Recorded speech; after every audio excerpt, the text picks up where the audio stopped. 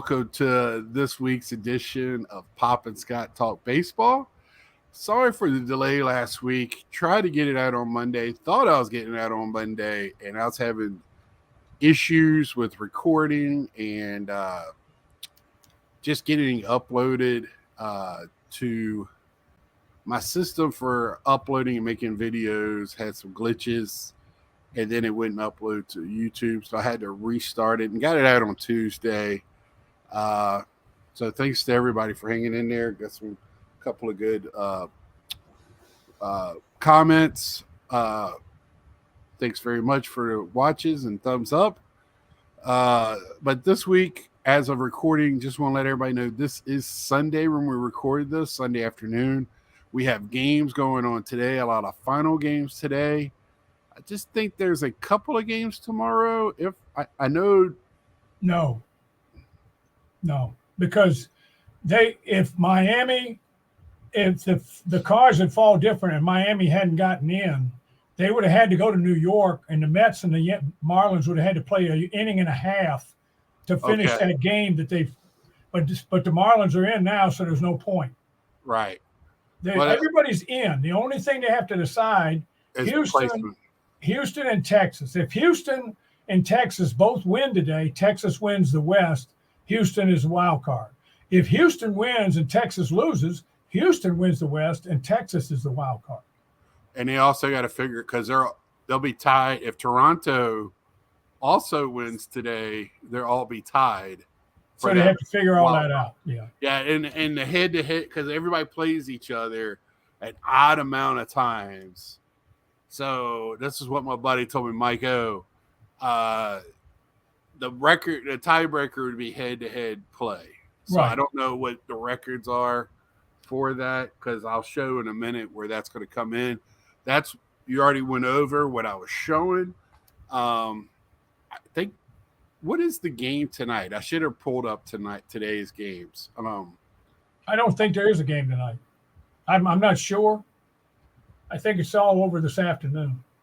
I'm not sure. You can look at the schedule, but I was flipping around last night like crazy. And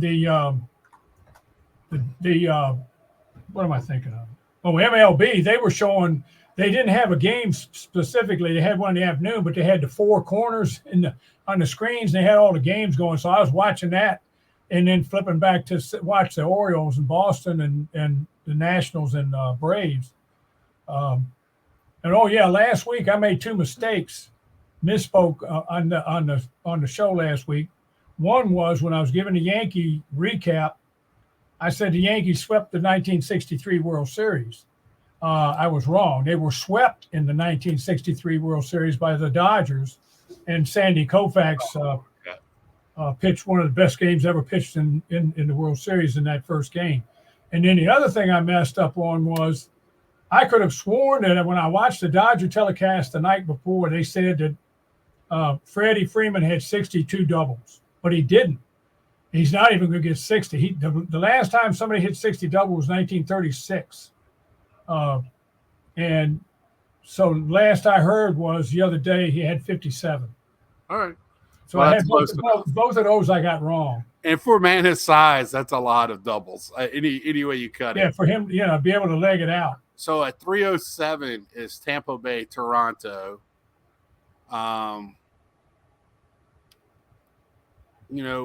If you're Toronto, do you play to win this game? Does it matter if you're third or fourth? Or fifth or sixth? Because Toronto, if they lose and they're the sixth place team, they'll either play Houston or Texas. Right. And if they win, they play Tampa. I'd rather lose. That's what I'm thinking. See, Jim Palmer brought this up the other night, and this happens in every sport, but it's part of the deal. He brought this up the other night. He said the way things are shaking out, Baltimore and Toronto and Tampa Bay have the two best records in the American League, the two best. Right. But they're in the same bracket. Right. They're going to wind up playing each other before the one of them's going to have to win to play whoever comes out of the West. And he said that just doesn't seem right that they have to play the two best teams are in the same bracket. But the problem is it doesn't matter. The record doesn't matter when they do the postseason in all these sports because whoever wins the division has the top seed. It doesn't matter who's got a better record. Well, I think what might, because what will happen is right now let's go ahead and look at this. So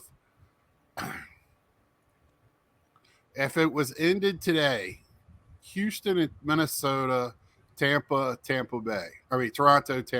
Exactly. So, I would be. You got 3 division teams playing each other in the bracket. You got that's the other thing he said. There's a possibility. And Houston and Texas could play each other in the other bracket. Yeah. But I mean, that's the way it's set up. I mean, it's like in the NFL when Seattle won a division with a losing record, they had a home game because they were division winners. Right. So let's go back to that game. We got Arizona playing Houston. I mean, they did a great job with scheduling because, all these came down to the end. Seattle, Texas. Seattle's not playing for anything but just to, mess with Texas. Yeah, mess with Texas. And Houston and Arizona. The worst thing that could happen to the Houston Astros today is for them to win and Texas to lose. Because then Houston would have the bye and they would have to play the majority of their playoff at home. And they have one of the worst home records of any. Right. They have the worst home record of any of the playoff teams. They have a losing record at home. I'm looking at the schedule, right? I've been hearing from my Philly friends all weekend. Mets-Phillies game. So the Mets actually took 2 from them yesterday. Who cares? I told them the only way this series would be exciting now is if Angel Hernandez was umpiring. Did you see that check swing? Yeah, that's what. Oh, believe me, yes. The Mets-Phillies. We'll talk about it. So the Mets-Phillies. I mean, Atlanta, Washington.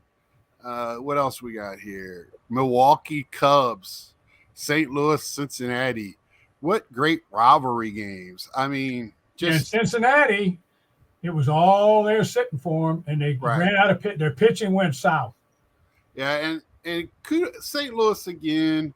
It wasn't as great as last year, but they let Adam Wainwright have his last at bat in St. Louis as a pitcher, grounded out to second base to Jonathan India. But that was a great move. Just a class act place there. Just kudos to them. Just wanted to bring up the schedule. We'll go back to the standings real quick.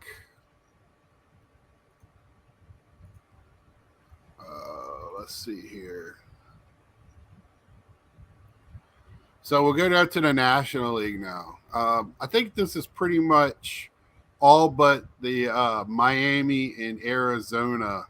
Right. There's some question there. Right. That's why I thought they might have to play tomorrow was because of this game. But maybe they don't. Maybe there's a head-to-head thing or something. Who knows? But anyway, so Miami, Arizona, Philly right now would play let's see. So Milwaukee will play either Miami or Arizona, and Philly will play the other team. I wouldn't want to play Philly right now. And Philly's going to be in the same bracket with Atlanta. Right. Yeah, so we can look at that postseason right now. On the other side, right now, if it ended today, Arizona, Milwaukee, Marlins, Phillies. I hate to say it, but these are 3 stadiums I don't like watching games in, even on TV. Marlins, Brewers, and Arizona. They all feel like they're playing in a cavern somewhere. Like you don't hear the crowd. It just doesn't – it's not exciting to me. Even though during the WBC, when they played in Arizona and in Miami, those crowds were loud on TV. So I'm hoping we can get the same type of atmosphere during the games. They deserve it. These teams have fought hard, and it's coming down to today. I mean, we know who's in the playoffs. We just don't know the final set yet. Like we said, we're recording this at a little after 2:00 in the afternoon. Games at 3. So here's my question to you, Dad. And I brought this up before. Atlanta, Baltimore, Tampa, Philly. They've all clinched. And I mean, even the Twins to a certain extent. They clinched playoff spots pretty early on, you know. Do you think the other teams, because they've had to play all the way up to now, they're still in win mode and playing hard mode, have an advantage, or the ones that coasted in have an advantage? I mean, that mindset, turning it on and off. I mean, I know you want to go out and be competitive every day, but it just doesn't mean as much to lose a game here and there if you're already 16 games. Well, I mean, in Philadelphia's case, they lost 2 to the Mets. Didn't mean a thing. Right. I mean, they're locked in. It didn't mean anything. Now, right. They've had a playoff spot clinched since the All-Star break. I have played on teams that were horrible. I mean, you know, in different – and that were not very good, and we had losing records. But in some of the guys, I don't think played as hard as they could. Right. That's just my opinion. I always played hard because I didn't know any other way to go. Right. Well, everything I've done in life, I've gone at it hard, and that's just the way I am. Right. But I think that even if you tell yourself, I'm a professional athlete, I'm going to give 100%, and you go out there on the field, and it's a little warm, and you're a little tired, and you've already got everything clinched, you cut back a little bit because you know you don't have to worry about it. You're not playing for anything. The teams that you could tell, the teams that were playing for something, because some of them, the pressure got to them. The Cubs had one of the easiest schedules at the end of the last 2 weeks of the season, and they didn't make the playoffs. Now they want to fire the people in Chicago want to fire the manager. The people in New York want to fire the Mets manager. Yep. I don't know what that would solve, but I guess you can't fire the team. But anyway, these teams, you bring up a good point. I think the problem sometimes is when a team like Atlanta or Baltimore clinch the bye and they don't have to play for 3 or 4 or 5 days. Right. When they do play, they're flat that first game. They come out sometimes flat. Now, it's not always. Yeah, they don't play until next Saturday. Next Saturday. Yeah, that's before Baltimore or Atlanta play. Right. And the Dodgers. Yeah. And either Texas or Houston, but that's a long sit time. I mean, you know, that's a week. That's a week right. off. If you're in football, because you see it in every sport, when somebody takes a week off, because to me, these teams, even clinching so early, or not even clinching, they were just so far out in first, it was cruising. The games just don't mean as much, even when you're that far ahead. Well, like the Braves last night, they were trying to win because Strider was trying to win his 20th game. Right. And they wanted to win that to get his 20th game. And he gave up 3 runs in the first inning to the Nationals. And they wound up winning it for him. But they got a hit in the 5th inning, and he won. And he also set the strikeout record. He passed Smoltz and set the strikeout record. But he didn't look real great doing it. And that's the problem I have with the Braves is their pitching. Their pitching has not looked good in the last month. Yeah, we'll talk about them next week. I really want to focus.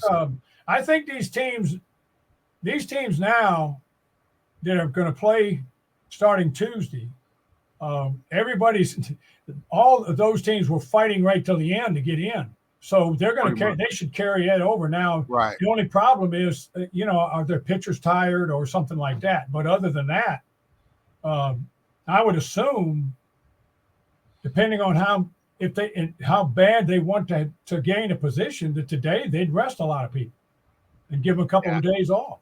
I just brought this part of the screen just for information. The first the wild card series is on ESPN, all games ESPN. So the times have not been announced yet. And the other thing that really bothered me, and I don't know, MLB might be keeping it close to the vest because of the problems this year with umpiring, is they have not announced umpiring crews. I was looking for it, searching hard this weekend. I just haven't seen any mention of umpire crews. I know for wild card, they usually keep. Yeah, go ahead. Today is the last day of the regular season. After the last day of the regular season, this is the last day. So the umpires are being evaluated still today. Then all of the evaluations from all year goes to the head of MLB office, and they sit up there and they go over everything and they grade. Everything's graded out so far. But this is the last day, so they got to grade out this last weekend to add that into the mix. I just then they kind of decide who they got. They got to kind of already know to make travel plans. Well, they're not going to tell you. They're not going to. Yeah, because I think the wild card they keep the best groupings together, and they just add 2 for the foul lines. Maybe one of my buddies will tell me differently. That's more in tune with the league than I am to that part of the league. Because I just like watching the games. But after me and you have talked about it over and over and over, because it's not hidden it was not hidden before. It's just been so much bad umpiring this year. And this is when I wanted, with Angel Hernandez just being the leader of it. And he's a crew chief. And he'll have most likely at least the National League pennant series. At least. And I mean, if not the World Series. And it's just, he's not the only one this year. It's been bad across the board. And I wanted to see who it was, because there is online, you can find people keep track of their percentages of misses and even fields like that play on Harper. Seems like he has a thing for Harper, and he is known to hold grudges for different players across the league. So Harper never get a call from him again. He is a bad umpire. Yes. He would be bad up here at the ballpark with the Little League team. And he would be a bad umpire in a Little League game. Kept telling him, you'll see. And you could tell Harper's growth, because he realized this is the last game at Philadelphia, regular season. Afterwards, he even said he was sorry because he knows a lot of people can't afford playoff tickets. They're going to be outrageous and hard to get. So, and that was part of the reason why he threw the helmet in the stands. And he said, whatever kid gets it, he told the security, whatever kid gets it, he wants to autograph it for him. So he made that one little boy, the happiest little boy on earth, thanks to Angel Hernandez. It would have made me a happy little boy, and I'm 51 years old, to get an autographed helmet. And they're wearing their cool burgundy helmets. I really like that deep burgundy with the powder blue. And so he knew as soon as he got thrown out, it was a big deal, not because the game meant anything, but they had another sellout last home game, and the crowd came to see Bryce Harper, not Angel Hernandez. So it was a sad moment. I'm not a Phillies liker at all. It was just a bad situation. Well, I mean, it's watching the umpiring this year. It doesn't matter what team. I mean, some of these guys, and like I said last week, if an umpire is consistent, if he's calling outside pitches a strike and inside corners balls, the batters will adjust. Right. They will adjust. That's their job. But if he changes during the game, now you got a problem. And Hernandez has no clue. So we'll look at here at the playoffs. Oh, well, I got rid of the playoff standings, but I meant to get rid of the wrong one, but that's okay. So, starting Tuesday, we'll start the series in American League. If it started today, I'm trying to remember who it was. So it'd be Houston in Minnesota. We're just going to go with that. Who do you think and why comes out in a Houston Minnesota series? Okay. I'm the reason Houston and Texas have been able to hang on. They've played hard. They've had ups and downs, is because they've got two of the best managers in baseball. Mm-hmm. There's two other really good managers in baseball. One's in Tampa Bay. Another one is in Milwaukee. Right. And now, of course, the manager of the year in the American League will be in Baltimore. But I'm just saying these guys had done it in the past. The four I've mentioned, Boshi and I mean, these guys are good. And so I would give, and here again, if Houston, those first playoff games are all played in the same ballpark. They don't go back and forth home to home. So Houston would have to play all three games on the road. I'd give them the advantage. If Minnesota was playing in Houston, I'd give the advantage to Minnesota. Houston can't win at home. So if Houston plays Minnesota in Minnesota, I'll favor Houston. And that might sound silly, but I'll just favor them. I'll just favor Houston. I think a lot of Minnesota, they started out at the beginning of now.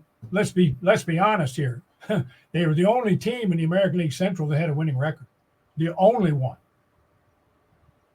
So yeah, and they ended up having they actually had a pretty good year. They had a good year, a good record. They started hitting. Yeah. But Houston, I think they've been there. The other thing that I think is looked good for them was yesterday and the last time Verlander. The last two games Verlander pitched, he looked pretty good. And so having Verlander do his thing, they got an outstanding lineup. I just think Houston. Would. I'll take Houston just because they're playing away from home, but they got a better chance for some reason. My thing with Houston, one issue I do have is their starting pitching.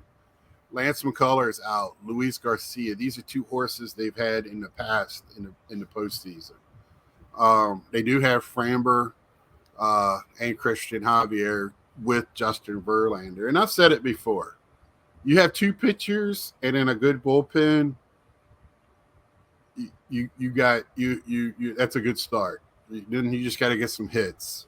I think their bullpen is decent. I'm looking at Houston right now. Maldonado, probably the best defensive catcher in the game.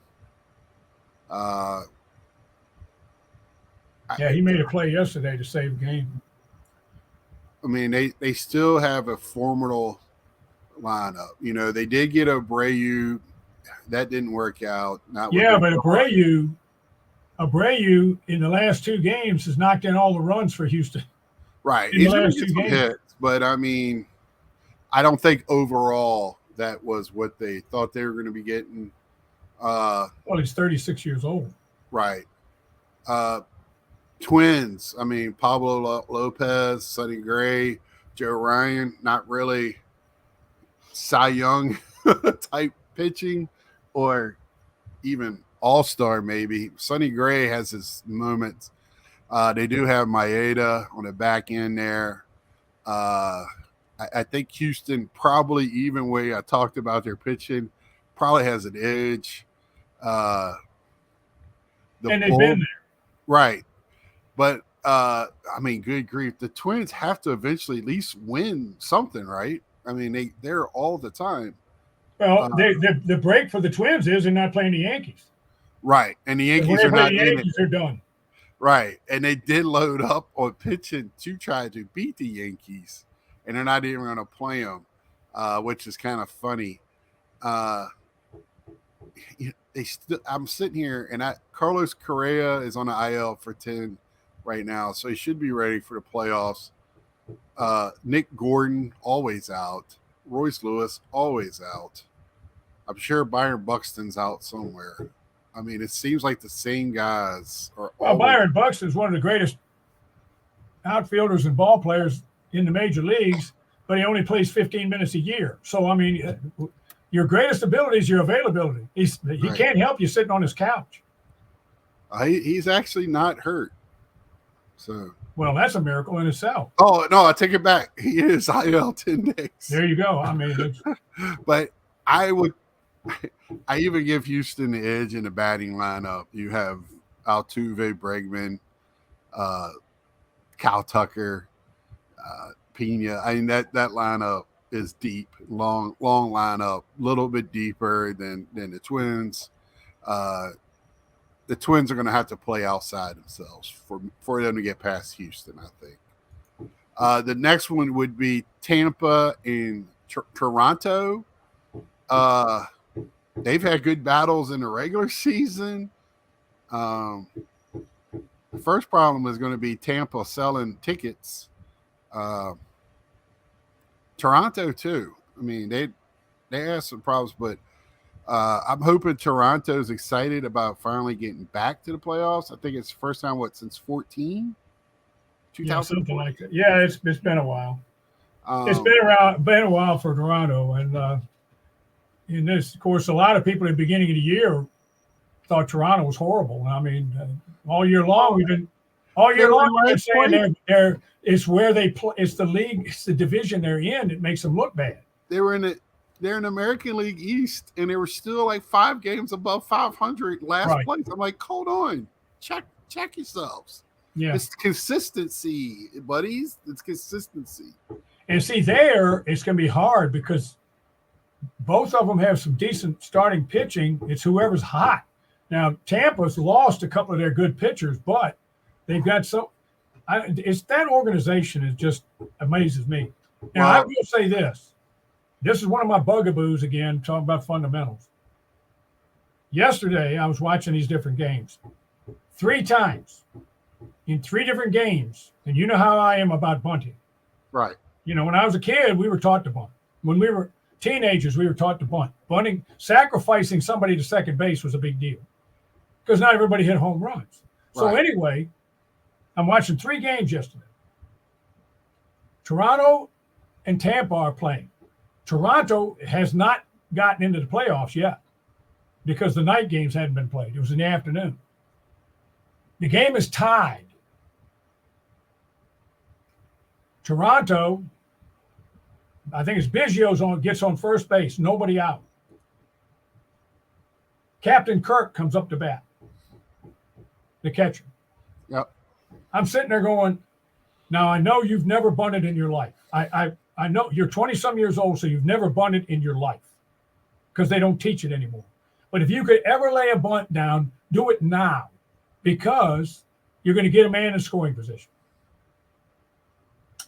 Well, he doesn't bunt. So I was sitting there doing this, sniffling like that, and your stepmother said, "What's wrong with you?" And I said, "I smell a double play." About 2 pitches later, ground ball to second, to the shortstop covering the bag, first base, double play. 2 outs instead of a guy on second, and 1 out. Kiermaier comes up, gets a base hit to right field, which would have scored the winning run. They would have been ahead going in to the bottom of the 9th. They'd have been up by 1 run in the bottom of the 9th. Tampa didn't score in the bottom of the 9th, so they went to extra innings, and Tampa won in 10 innings. But Toronto could have won the game if they'd have bunted the guy to second base. Last night, Atlanta had Acuna was on first base. So the second baseman, the little guy at second base, he comes up. I'm going, bunt. You know, if Acuna does not steal the bag, bunt. Let it take 2 pitches and see if he steals, then bunt him to third. Their season's over with. I mean, I don't care. Yeah, It's still fundamentals. So what yeah, they're trying to get the win for Strider. right. They've been Oh, saying it the yeah. whole game. So he doesn't bunt. Double play. Next guy gets a base hit. I'm going, why? And then the Nationals did the same thing later on in the game. Same thing. But I mean, Well, it's I know people don't bunt anymore, but this thing is saying that it doesn't pay off. Is sacrificing when you sacrifice somebody from first to second only means you're just giving the other team an out is baloney. Otherwise, you give them two. so I'm looking at Tampa's pitching. I think Tampa has the best pitching in the wild card Yeah, probably. class now. Zach Eflin, who might be the American League Cy Young winner, Aaron Savali. Yeah, so there you They got have a it. good bullpen. And yeah, and they have a very deep bullpen as well.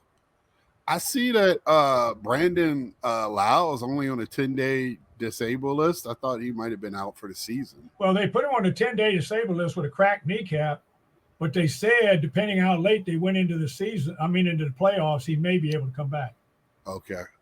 That's what they said. But he went on it with a cracked kneecap, which that you wouldn't think that'd heal in about 10 minutes. Right. You don't put don't rub dirt on it and go play. I mean, they got an okay middle, but none of them hit. He's their hitter in the middle. I mean, right. They don't have a very. They got Randy Rosarina, Manuel Marget, Josh whenever Lau, Tampa gets to the postseason, or Lowe, I should say. when they get to the postseason, they're a lot like the Cleveland Indians. When they get to the postseason, they don't score because they don't have a lot of hitters. I mean, yeah, it's not a deep, long lineup. And their best you hitter, can pitch around people in their lineup. And their best hitter is the guy that's got leading the league in hitting, and he's still hobbling around. He hasn't been able to come back yet. He pinch hit the other night and could hardly run to first base. They had to take him out for a pinch runner. Yeah, I think Toronto's lineup is so. Now you want to talk about a deep, long lineup with guys on the bench that don't play. Yeah, they're stacked, but they didn't hit. They didn't crush the ball like they did last year. Right, but playoffs. Everybody starts with a 0 average, so yes, exactly. Yeah, I know. So, that. I mean, you're such a deep lineup. This is a scary hitting team that I don't know if you want to face them. They could explode at any minute for just bunches and bunches of runs. And I mean, their starting pitcher, Kevin Gossman, he's good. Yeah, he was an ex-Met. Jose Barrios. Last year was San Francisco. Chris Bassett, he's throwing a lot of innings. Kikuchi and Ryu. So, and their bullpen not terrible, but that was their Achilles heel. Their best thing to do is send out their number one and get the next guy up pretty quick to start warming up. Well, don't waste time. Ryu pitched yesterday, and I think he got into the third inning. Right. Yeah, because Tampa jumped all over him. They had to come back and tie it up. Yeah. So, because I've been, the big thing they said is these guys that don't have first round games, they're trying to get as many pitchers in the game as possible. But I know Toronto's got a first round. So that sends us to the National League, Arizona, Milwaukee. Arizona, I'm looking at their rotation. Zach Gallen is about it. Then you just start throwing anybody else up there that's got warmed up. But they're a team that has a decent lineup. Their manager said last night after the game they lost, but they still got into the playoffs because the Cubs lost and the Reds lost. Right. So they still got in. And the manager said we're a year ahead. We expected to make the playoffs next year. Right. They got one of the best players in the league, not only rookie and Corbin Carroll. And their outfield for bats is pretty stacked. I mean, that's good for them for getting in. I think they're going to be maybe win one game. Well, I was hoping that both Arizona. We said it last year. Last week we were hoping Arizona would get in, and right. I think both wanted to see Miami in, and but think we really. I mean, I would have liked to. At one time, I wanted to see Cincinnati in, but they fell too far out, and I didn't think they could come. I wanted Cincinnati in, but their pitching all they that young didn't have talent. the pitching. They gave up 15 runs last night. That's slow pitch softball. So Milwaukee actually has a decent starting pitchers. Well, Milwaukee, last night on MLB, they said that Milwaukee, the consensus was they had the best starting pitching of any team left in the playoffs, any of them. They, with Burns and that bunch, that they had the best. Now, I mean, you got Brandon Woodruff and Burns as your 1 and 2. Peralta's number 3. Wade Miley is 4. Wade Miley would probably be a 2 or a 3 on most teams. Exactly. So, but I mean, Milwaukee Burns could look like one day he's the second coming of the greatest pitcher ever. And Woodruff he's a pedestrian too, I think. But anyway, I think they're loaded with threes. There was a pitcher with the Mets back. Remember we talked about stone hands and that with the Mets in '62. Right. Mm-hmm. There was a pitcher. I think his name was Palmer. I'm pretty sure. Pitched for the Mets back then. And then later on, when Jim Palmer came along, in the '60s, in the '70s, he was really good. And this other guy, this Palmer that pitched, I think he pitched for. I'm not sure, but I think he pitched for the Mets. His son pitched for Pittsburgh or Philadelphia later on. And the manager said one night he comes out there and he pitches like Jim Palmer, and the next night he comes out there and pitches like Betsy Palmer. So, I mean, up and down. And see, Milwaukee, they have some up and what everybody does. But see, Milwaukee's got another problem, and that is they don't always hit the ball. Right. They don't always score. There's another team that sometimes has trouble scoring. That's why I didn't realize that's where Conhall landed. Can score. Philadelphia's got a great lineup. Yeah, we're gonna get to Conhall landed in Milwaukee, so everything's okay.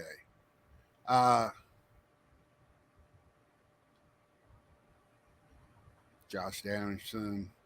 I mean, they actually have a deep lineup if it was 5 years ago.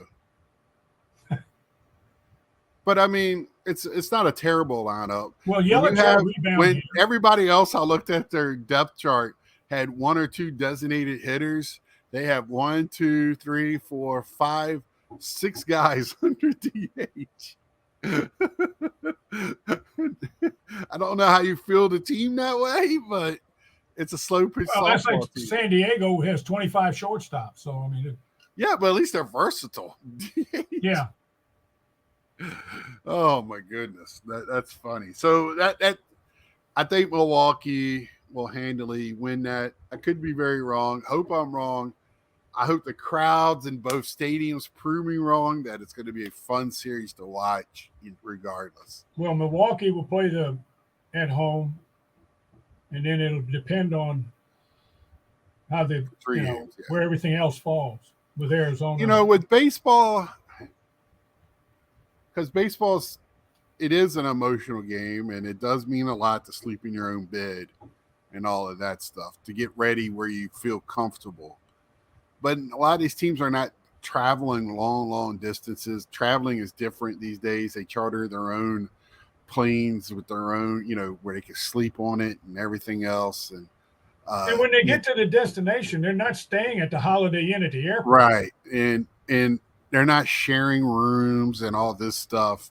It's not like the way it used to be. They're eating very well. And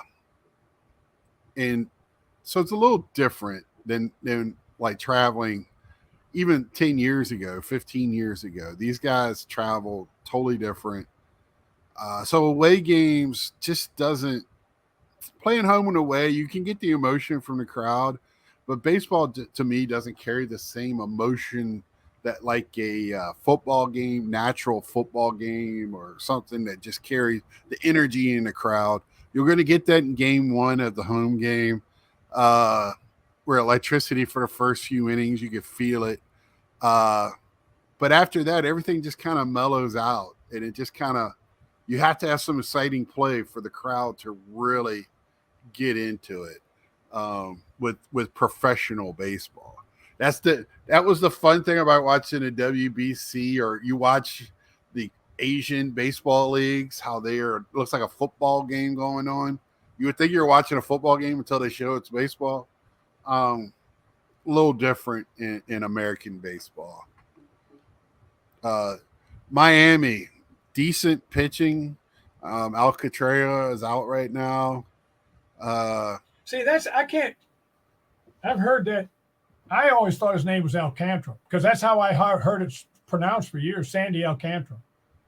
And now they're calling him, they pronounce it differently. And I said, okay. Well, the R is after the A, not before the A. And I mean, it could be. I don't know. No, you're pronouncing it right because that's the way they're doing it now. But I remember watching a pitch a few years ago and they called him Alcantara.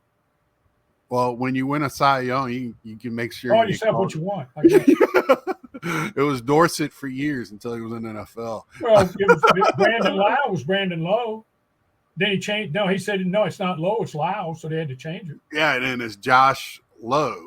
Yeah. Well, Nathan Lau that he's kin to Brandon. They're not brothers. Are they brothers?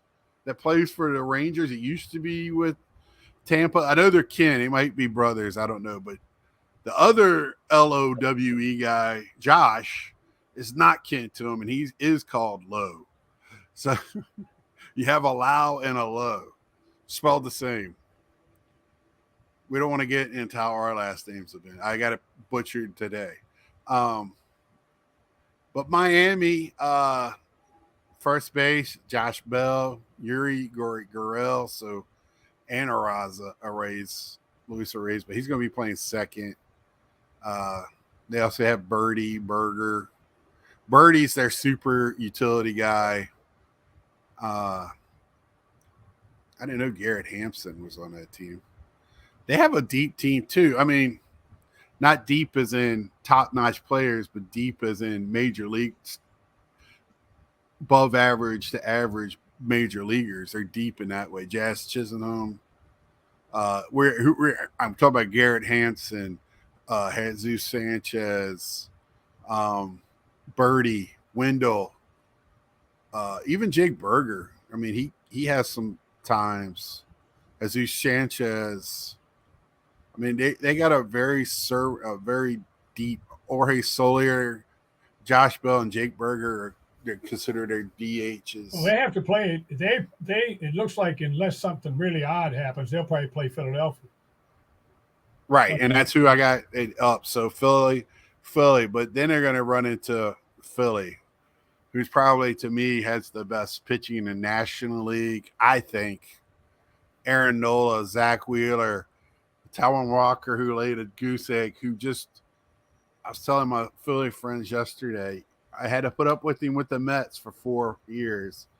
Looks like an all-star. He has been an all-star in the first half, and he just runs out of gas. He just, as big and as in shape as that man is, he don't pitch a lot of innings, but he just runs out of gas in the second half of the season. Then they have Ranger Suarez, Michael Lorenzen. I think he's the one that threw the no-hitter, who hasn't really done much since then. And then they have a decent bullpen for the Phillies to say that. It's hard to say. Then they probably have one of the best all-around catchers in baseball, in JT Realmuto. Harper. My man Jake Cave, he's on the team. Alec Bohm, who's had a good year. Bryson Stott, who's had a good year. They got Castellanos, too. And I can tell you, they have Castellanos in the outfield. But who has made a difference in the second half of this season? Who's relaxed and really turned it on? And when he did, this team looked like it took on a different persona, and that was Trey Turner. Trey Turner turned it on in the second half, just showed that he could play ball still. The Trey Turner of the Nationals was awesome. Hate seeing it in a Phillies uniform, but it is what it is. Kyle Schwarber, the greatest leadoff hitter of all time. Right. Hits 180 and hits 500 home runs a year. But has an on-base percentage of like 480 or something stupid. Because every time he gets a hit, it's 4. Well, he gets his on-base average. He gets walks so much because he takes so many walks. He's one of the league leaders in walks. That's why they got him leading off. Brandon Marsh, which I think I told my friends I think was a steal. They stole him from the Angels. I think he's been a great player in the outfield for them. You know, he's the guy they need in the outfield for defense, and then whatever he hits does in the offense is a plus. And they had that Johan Rojas who came up late, who's really had a pretty good end of the year. And then when they got Harper back, Harper just brings a different energy to that team. When he came back, you knew it. That was just no taking it away. I'm still a Harper fan, even though I can't stomach him in the Phillies uniform, but I have respect for him. He's really grown up. He's not the same guy he was with Washington.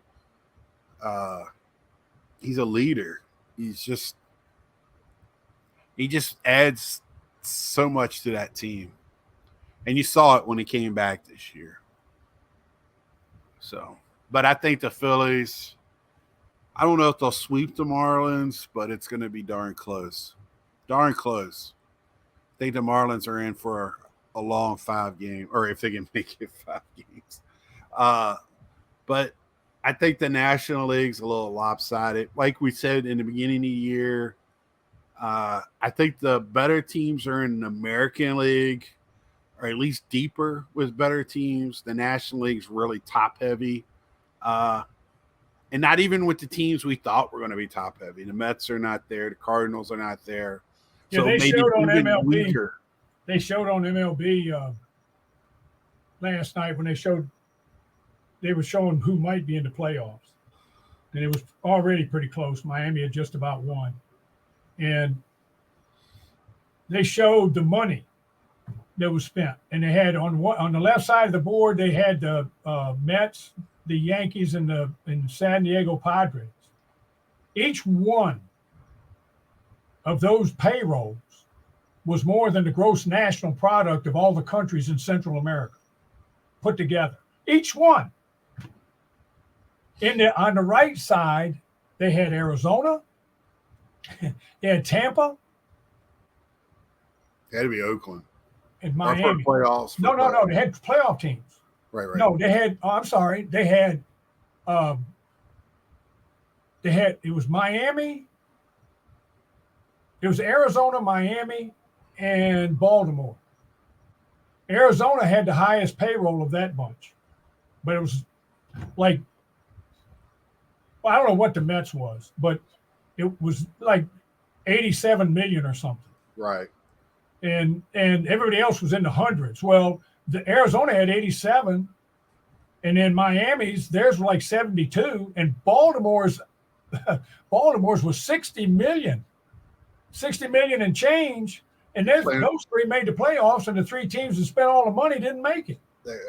Baltimore's still paying a lot of rookie contracts, so yeah, they're going to have to see when they have to pony up. When they come out with their hat, when they take their hat off and put the hat out to get the money, yeah, they're going to have to come up with something. So somebody's going to be, but their farm system is deep. They brought up that, gosh, what is his name? I got a card of him right here. KJ, Kajet. What is his? How do you say his name? I got to see it to say it. Thought I had it here. Well, he was rated the number 1 minor league ball player, wasn't he? KJ something. Oh, here it is. Kajurstad. Kjerstad. Kjerstad. Kjerstad. Yeah, he's not the one I'm thinking of. No, I think you're thinking of Jackson Holiday. Yeah, Jackson Holiday. His dad was the major league player, Holiday. Yeah, so Jackson Holiday, I think, was drafted at 19 years old. Yeah, he came up all the way from he was in single A at the beginning of the year, and then he finished the year at AAA. Yeah, he I don't know if he'll start the season. I know we're not talking about this is something we're going to talk in the off season, but next year. But he should be up. He's another Gunnar Henderson, but yeah, they're going to have to make some moves. They're not going to be able to pay everybody. And I think Cedric Mullins is going to be the first one gone. But anyway, I digress because they don't really. You need a good center fielder, but you don't need a great one in Camden Yards. It's not that spacious. But anyway, playoffs. I just want to tell everybody and remind them my two teams that I picked before the season started is still in this thing. They're both wild cards. As of today, Houston could win a division, but I'm still in Houston and Philly. Yeah, with Same Philly teams winning last year. Yeah, and I went with that because I just didn't see much difference in the teams. Like a lot of my friends were all over the Mets, and I'm like, I watch the Mets. I follow the Mets. Just because you got two guys that are 100 years old combined age pitching, they're not. When you tell me you're going to, I picked Seattle and St. Louis, and I was Seattle made it to yesterday, with still a chance to get the playoffs. Yeah, but I thought you were. I thought you were a year or two ahead of Seattle's progression. Again, another team that's got some guys in the minors, some young people on their team, and they probably need to make a move or two into pitching. Maybe one more power bat. But I think they're a couple of players away. I don't know what happened in St. Louis. I still don't know what happened in St. Louis. Well, their pitching was horrible. Yeah, and then they didn't hit. And then they didn't. The bottom half of their lineup didn't hit. And that same thing happened in San Diego. All the superstars were playing halfway decent, but the bottom half of the lineup. Well, San Diego, when I'm looking, they ran out of time, right? They started playing well. Well, if they had 20 more games, then the Mets started playing well. For one, they played everybody that was under 8. For one, none of them go out the night before and get drunk before the game because they're all 20 years old. And also, they just didn't care anymore. Once the game got loose, Lindor played better. McNeil hit better. Pete's going to be Pete. Pete's going to hit his 40-some jacks and do his thing because I think Pete is just a beast. I just hope they go ahead and sign him and make me happy so I don't get all saddened if we lose another player I love. We'll get more into that in the off season about teams and what they need. But the playoffs starting Tuesday. If your team didn't make it, I think it's still going to be exciting, fun to watch. There's always all-stars to watch, young talent all across this league and all these games, old talent as well. I mean, the O's are just full of talent. Last night they were being one hit through 6 innings. Boston took the starter out because nobody goes any farther than 6 innings hardly at all anymore. They took the starter out. He had pitched a one-hitter, and in the 8th inning, they scored about 5 runs. I mean, if sooner or later, one of those relievers is going to get in there, and the Orioles are going to blast them. Right. That's what they've been doing. They've been winning in the late innings all year. Right. And you got teams like the Phillies that have great veterans. I talked about Harper, intensity level. My thing is I hope the crowds bring it. I'm not worried about Philly. I'm not worried about Baltimore. I hope Arizona, Miami, Tampa. I just hope those places, the cities bring it. I think Arizona is going to be okay. Miami and Arizona, probably both of them are going to be playing on the road. They won't be playing at home. Well, they got home games in there. They're not playing all 5 games away. Or is it, what was it, best 2 out of 3? I think it's the best two. All 3 games are being played in the same park. Oh, is it? Okay. See, I don't know all that. I love baseball, but the intricacies I'm lost on sometimes. I'm pretty sure I might be wrong, but I'm pretty sure I'm right. I mean, you can pull that thing. Let's pull that up. But I think they had all 3 games. Like all 3 games are in Philly. All 3 games are in Milwaukee.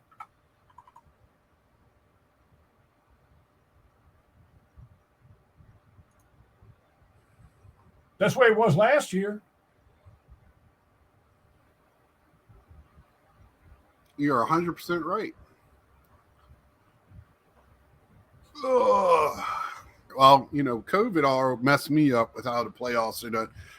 You know how I am. This is the one part where I wish it was old school. Had 2 divisions and the top 2 teams play each other for the World Series, and then go to the World Series. That's the playoff I want. But anyway, there's another thing I like to bring up about the Nationals and their attendance. I've said all year that even though they weren't very good, the fans still came out. Last year, the other night when they're playing their last home game, and at that night, as far as the attendance for them and the Baltimore Orioles for the whole year, the difference was 50 people. Really? 50.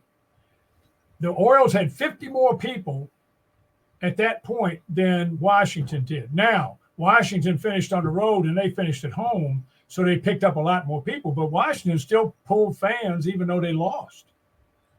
Well, it's also who they're playing to. We've talked about that before. Being Washington is such a nobody in Washington. International town, so people come out there wearing. You and I've been to those ball games, and there's a lot of people that are wearing the other team's stuff or a team that's not even playing stuff. Right. Okay, so the next round is the best of 5. That's where I'm confused. Yes, this is 2 out of 3, then the best of 5, and then 4 out of 7. Right. Okay. I'm sorry, my old man in me. I just want the best of 7. So best of 3, and they're playing Tuesday, Wednesday, Thursday. To me, that's just to get. Hey, we got extra teams in the playoffs, so we can sell some hats, and stupid people like me will buy it. Anyway, actually, this is an old one. This one's from 2014 postseason. So, well, I don't see a date on this thing. I thought that might have been a national championship, the year of national championship, but this is a Michigan hat. This thing's at least 20 years old. Right. So we'll leave it with that. Any final words on this first round of playoffs, Pop? No, I just I'd like to, I kind of enjoy seeing Strider get his strikeout record and get his 20th victory, even though he didn't pitch all that well. Will he win a Cy Young? And Olsen also set the new record for home runs for the Atlanta Braves.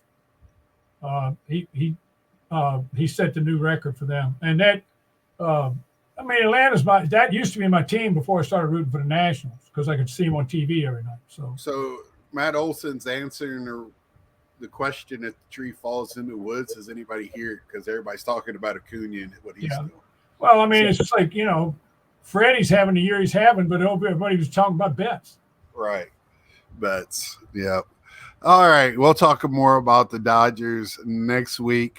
Because we'll be in the second round next week. Yeah. So when we get together next week, it'll be Sunday. We already have a game under our hats to talk about for the next series. So until next time, like, share, tell a friend, make fun of me about I didn't know what the heck the playoff system was. Other than I want to see who's playing. So until next time, see ya.